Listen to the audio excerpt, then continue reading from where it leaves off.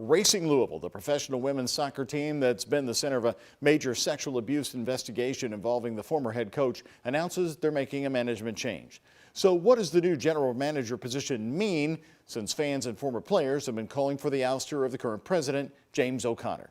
WHAS 11's Tyler Griever has been following this story from the very beginning. He's here tonight with more on what was announced late this afternoon. Tyler?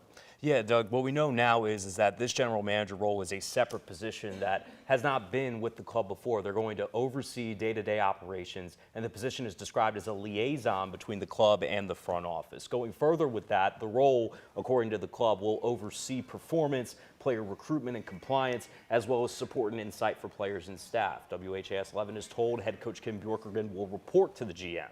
Racing also released a letter to season ticket holders saying it will add an assistant coach, update company policies, form an internal committee, and hold town hall sessions. The club says it is cooperating with the ongoing joint investigation between the NWSL and NWSL Players Association. A part of that letter to season ticket holders reads, quote, "Our focus remains on our players, listening to them and fulfilling our pledge of cooperation with the ongoing NWSL Players Association joint investigation. Racing Louisville and Soccer Holdings are committed to positive change that addresses workplace issues, improves our culture, and allows athletes to achieve their full potential. The club is striving to build an inclusive, safe environment of which players and fans can be proud," unquote.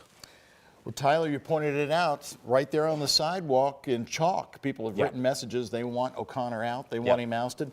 That's from fans to former players.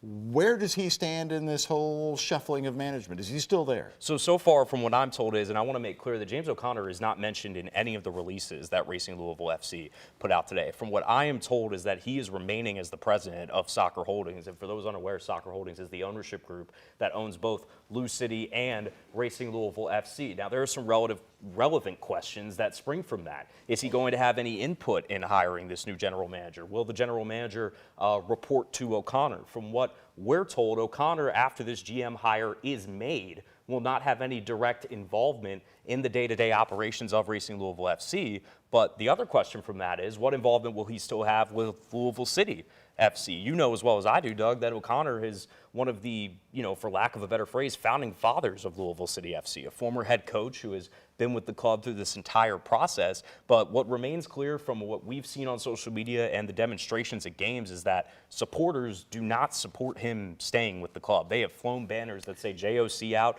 and even Nice out, owner John Nice. So we'll see. But even with this announcement today, he remains there. He's escaped. As far as we know, he's yes. escaped removal despite the increasing calls for his resignation. For sure, and we've asked the club directly about his role moving forward. We have no public comment on it yet, and we'll update it if we get one.